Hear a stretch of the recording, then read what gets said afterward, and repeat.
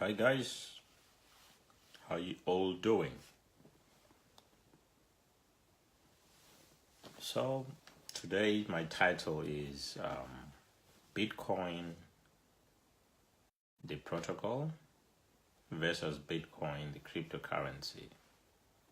Now there's a difference between the two, and the first difference, and a lot of people will discover this after some time of hearing about cryptocurrencies and Bitcoin and the blockchain. But you'll find that instead of talking about the blockchain, and the people who understand Bitcoin will use the two words interchangeably. So the first word with a capital letter B, Bitcoin with a capital letter B, is different from Bitcoin with a small letter b. So Bitcoin with a capital letter B is actually the protocol, and Bitcoin with a small letter is just the cryptocurrency. Okay.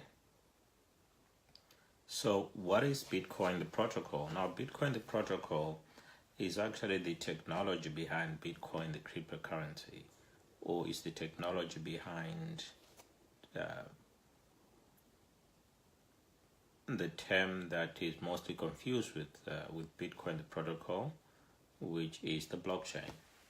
So the blockchain is not the technology behind Bitcoin, but Bitcoin the protocol is the technology behind the blockchain. So the blockchain only works because of the rules which it is following. So it's following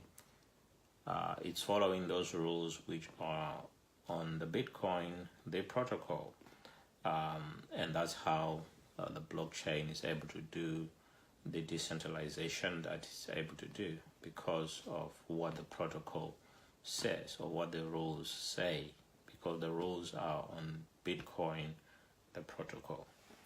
Okay, we can compare Bitcoin, the protocol, to the internet protocol, because the internet protocol is probably the first protocol that we understand, because we know that on the internet you have applications which are running, and these applications are following the rules of how the internet works. So they cannot work outside of these rules, and so the internet becomes the protocol. So you can have voice over internet running on the internet as an application, and an example of voice over internet would be Skype. So you can have Skype, you can have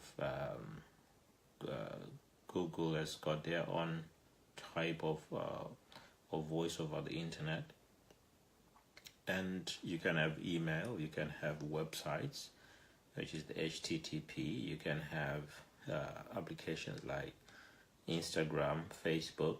Okay, those are running on the internet. So those are applications which are running on the internet. On the other hand, the Bitcoin protocol has got applications, and I think it's best to talk about the very first application is Bitcoin with a small letter, which is Bitcoin the cryptocurrency. And this Bitcoin the cryptocurrency is what's more popular than any other application, but it's the first app. It's a banking app, and it's no wonder that it's come up because obviously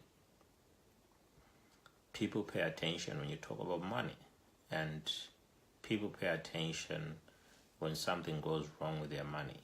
And so because Bitcoin the protocol and Bitcoin the cryptocurrency, because they are solutions, especially Bitcoin the application, Bitcoin the cryptocurrency, it's a solution to the problem that people have with money at present.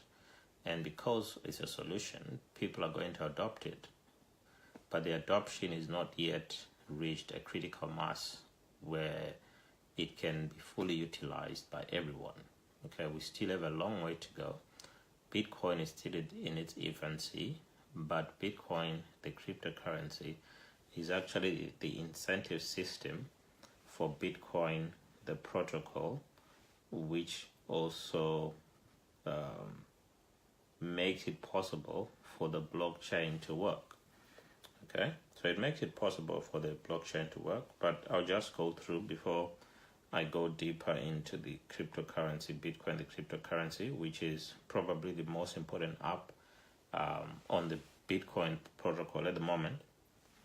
But you can have Bitcoin applications such as DTube, which is almost like YouTube.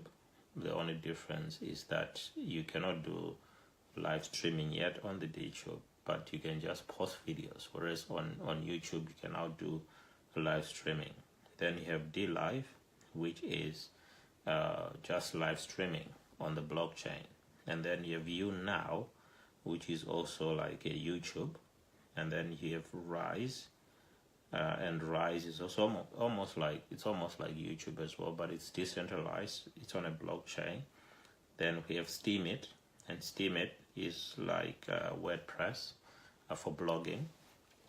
So all the other ones, DTube, DLive, YouNow, and Rise, those are video sharing, and some of them video streaming.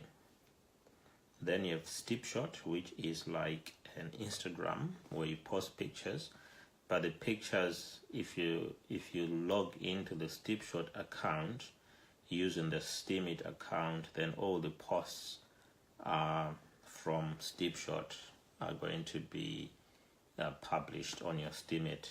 Okay, it's like having your, let's say you have Instagram, and your Instagram then posts to WordPress, which means every time you post something on Instagram, it will post to your website. And this is what Snapshot and Steemit are doing. So you post anything on Snapshot, a picture, and then it's automatically posted on Steemit. And all of these platforms I've mentioned, these are on a decentralized blockchain.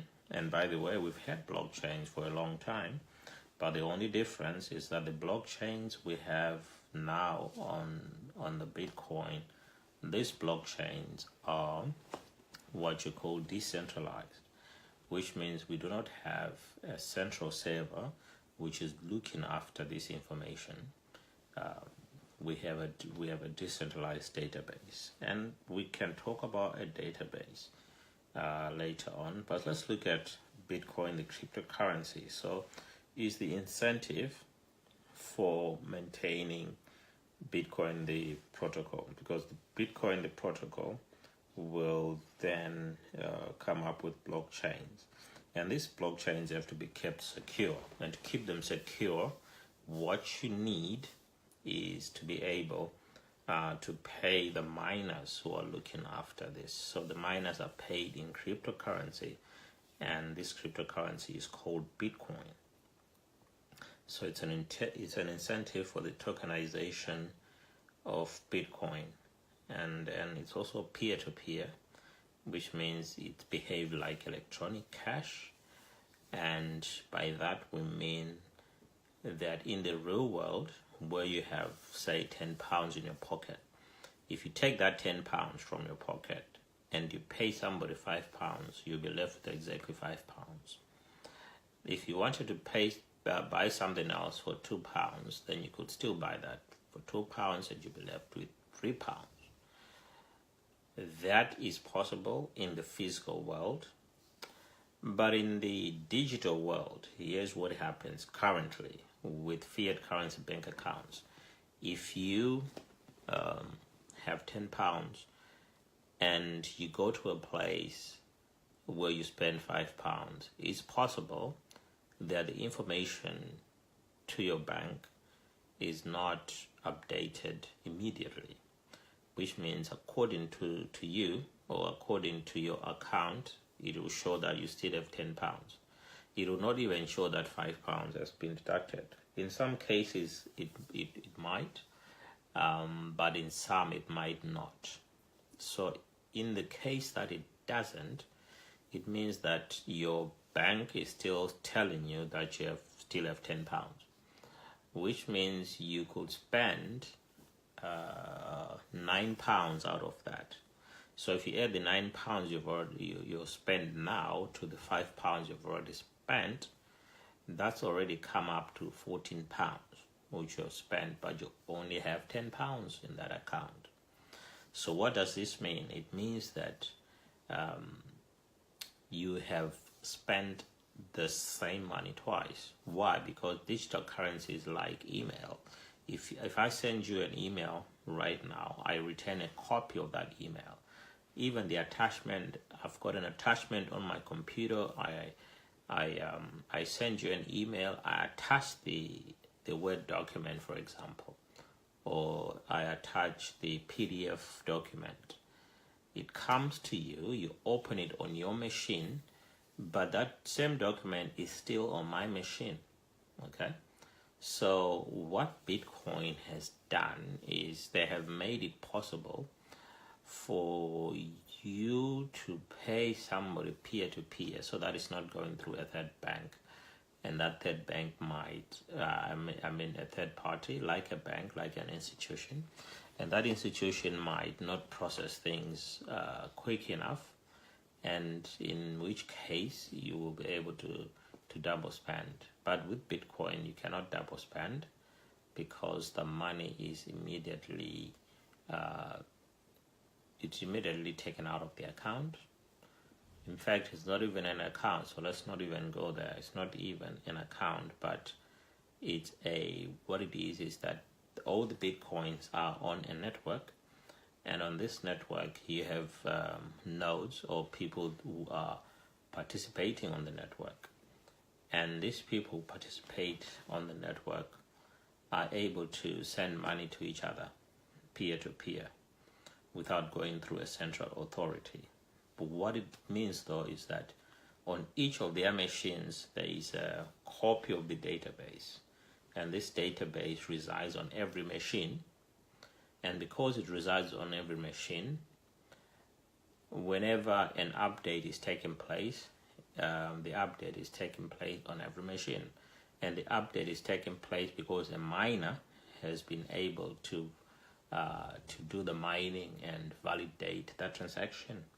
When the transaction has been validated, the miner is rewarded in Bitcoin as an incentive. Bitcoin, the cryptocurrency, as an incentive. So it's peer-to-peer, and it solves a problem called the Byzantine generals problem, which is the thing I was talking about in relation to double spending, where the bank does not seem to know that you spend some money, and it's not giving you. Sometimes you genuinely think there is money because you check your balance, and you might genuinely think maybe you've used your card 3-4 times in one day, and you can't really keep track of the balance in your head, which is why you have got an app on your phone where you can check your balance. So when you check your balance and it's reflecting £217, when in fact there is only £177, it does not register in your head unless you have a suspicion that, look, I think I've spent roughly so much. I think there was so much in my account. But there are times when you just cannot keep track. Okay? And maybe some direct debit has come out of the account and you just cannot keep track. So those are situations which make it very difficult for people to keep track of what they have done. Okay, guys, so basically that is the difference between Bitcoin capital B, which is the protocol, and Bitcoin small letter b, which is not the protocol but the cryptocurrency or the incentive for maintaining Bitcoin in the protocol. Okay, so I'll see you guys again in another video. I'm gonna sign off now, and then if there are any questions, I'll respond to them directly, either in the comments or I'll make another video.